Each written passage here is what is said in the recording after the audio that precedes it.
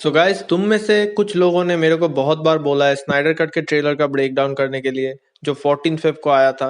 And अगर तुम्हें नहीं पता तो कुछ दिन पहले ही जस्टिस लीग 2 और 3 का स्टोरी बोर्ड भी रिवील हुआ है, जिसमें हमें जैक स्नाइडर का जो ओरिजिनल प्लान था, मतलब एकदम जो शुरू का जो ओरिजिनल प्लान था 5 फिल्मों का, उसका प्लॉट पता चला है।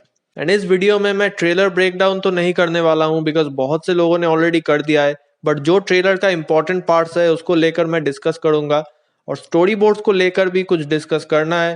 एंड मोस्ट इम्पॉर्टेंटली मैं इस वीडियो में तुम लोगों को ये बताने वाला हूँ कि कैसे बैटमैन वर्सेस सुपरमैन में जो नाइटमेयर टाइमलाइन हमने देखा था और जो नाइटमेयर टाइमलाइन हम लोग स्नाइडर कट में देखेंगे, वो दोनों अलग टाइमलाइन है।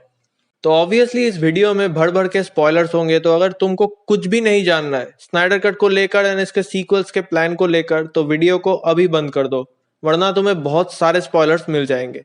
Okay, so that being said, let's continue with the video. First of all, let's talk about some of the important parts from the trailer.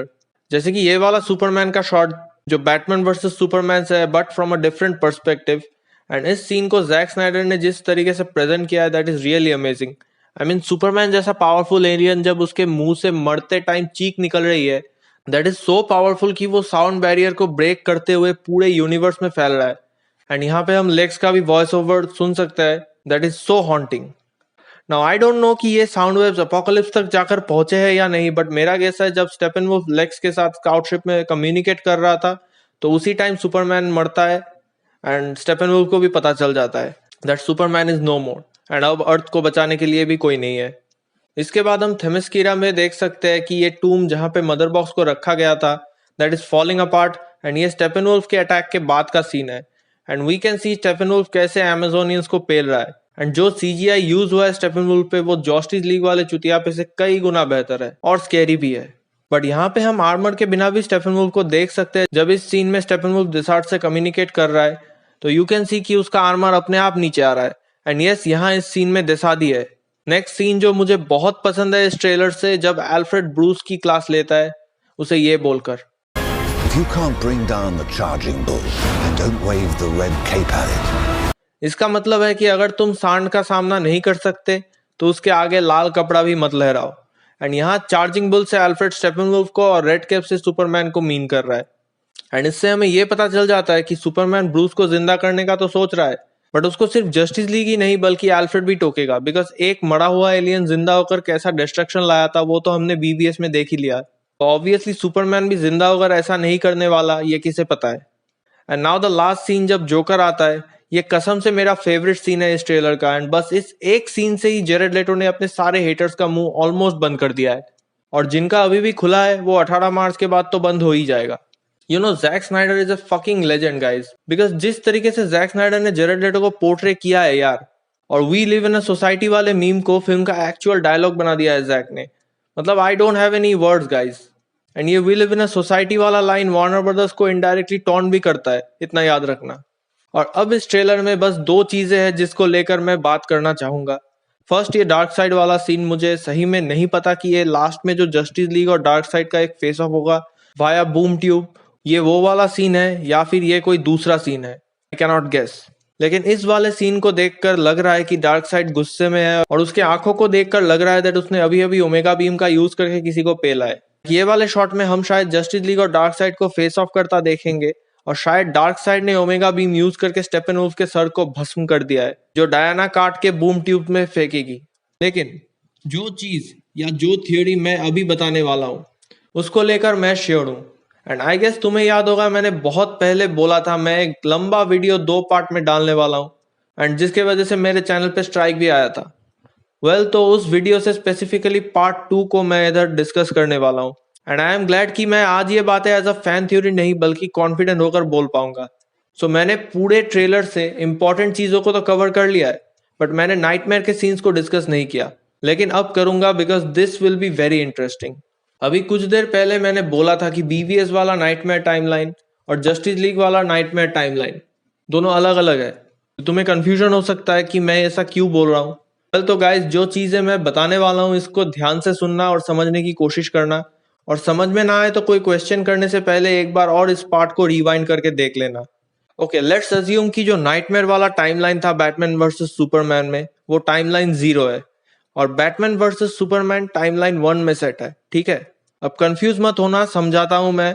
हमने अभी तक ये अज्यूम किया है कि जो भी नाइटमेयर वाले सीन हमने बीवीएस में देखा है वो फ्यूचर का है ना। और बैरी फ्यूचर से पास्ट में आकर ब्रूस को वार्न करता है।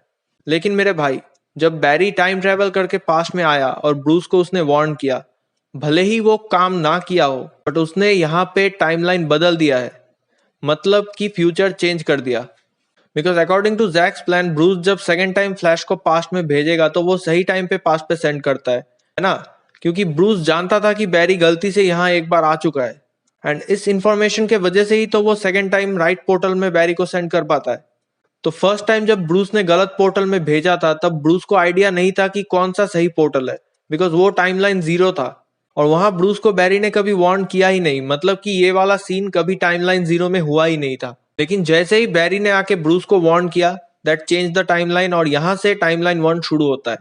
बिकॉज जैक स्नाइडर के हिसाब से फ्लैश अगर टाइम ट्रेवल करके पास्ट में जाकर कुछ भी चेंज करता है तो दैट अफेक्ट्स द फ्यूचर। इसीलिए जो नाइटमेयर हम जस्टिस लीग में देखेंगे वो टाइमलाइन 1 से कनेक्टेड होगा, ना कि टाइमलाइन 0 से। एंड बिकॉज जैक स्नाइडर का स्टोरी बोर्ड हमारे सामने आ गया तो इससे मुझे पूरा प्लान पता लग चुका है जैक स्नाइडर ओरिजिनली करना क्या चाहते थे। And according to his original plan, Justice League 3 पूरा नाइटमेयर वाले टाइमलाइन में सेट होता और वहां Bruce, flash, deadshot, green lantern, cyborg और मीरा एक मदर बॉक्स चुराने जाएंगे जिससे कि वो कॉस्मिक ट्रेडमिल को पावर दे सके और बैरी टाइम ट्रेवल करके ब्रूस को वार्न कर पाए। एंड यहाँ इस सीन में सुपरमैन सभी को एक के बाद एक मारने लगता है और लास्ट में ब्रूस के साथ सुपरमैन की फाइट होती है। एंड ब्रूस क्रिप्टोनाइट वाला भाला जो हमने बैटमैन वर्सेस सुपरमैन में देखा था वो इस फाइट में भी लेकर आता है, बट सुपरमैन उसी भाले से बैटमैन को ही मार देता है।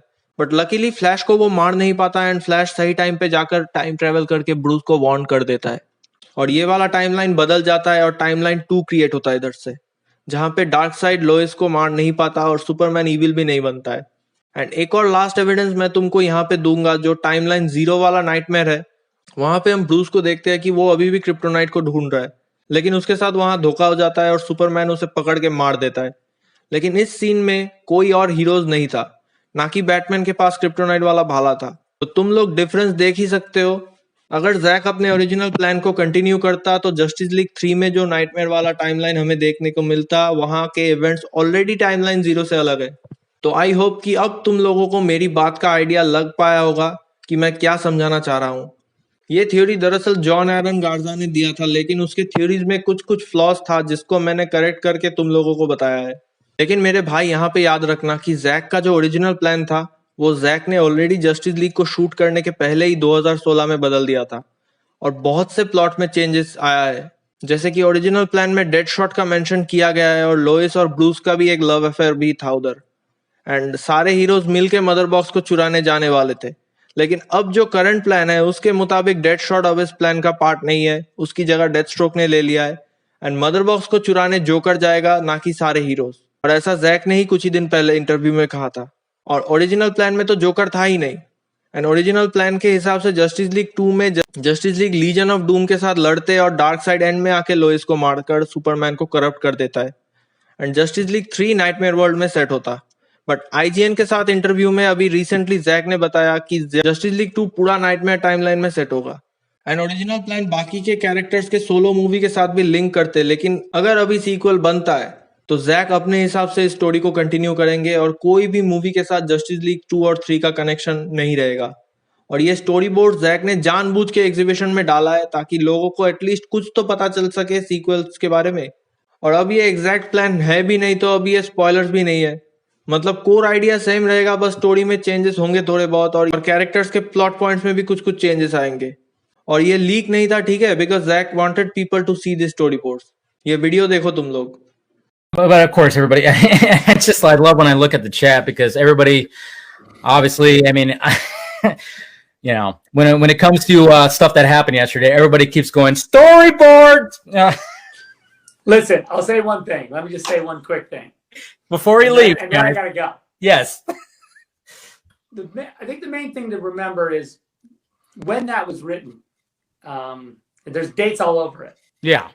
And I think the important thing is that it was constantly evolving. You know, that was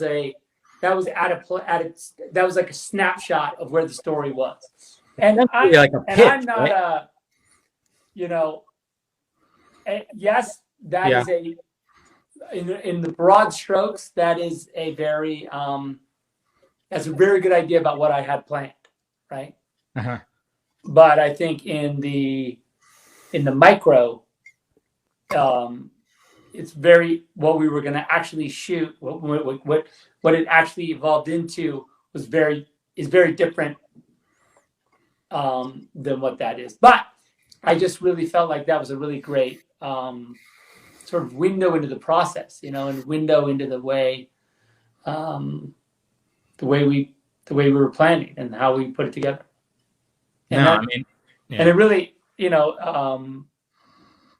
and fun Yeah. for everyone to kind of. I know that people were mad, like, oh, it's spoilers, but in the end, it's not really spoilers. It's for not. 2 reasons. It's not spoilers.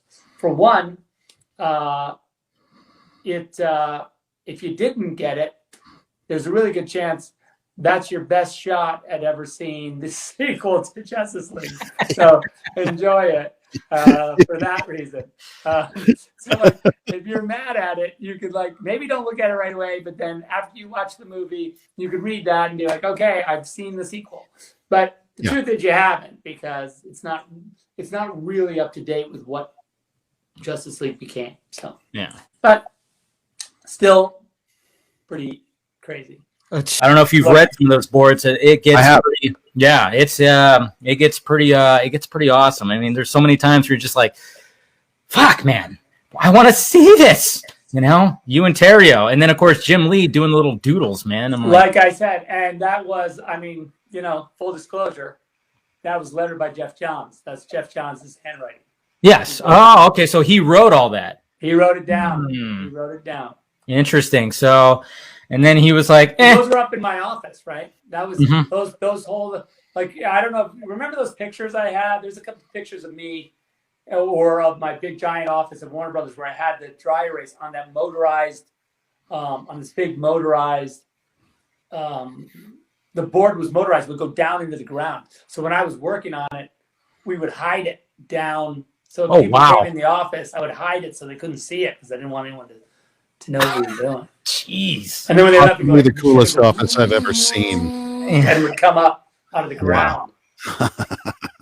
That's amazing. That's amazing. Jeez. All right. तो सुन लिया खुद तुमने. And हाँ guys, Jeff Johns चूतिए ने ही in story boards को लिखा था, but पूरा आइडिया जैक एंड क्रिस टेरियो का ही था. ठीक है, मतलब जो स्टोरी बोर्ड्स में हैंडराइटिंग है वो जेफ जॉन्स का है बस. ठीक है, लेकिन फिर उस सांप के बच्चे ने जैक स्नाइडर को बिट्रे कर दिया.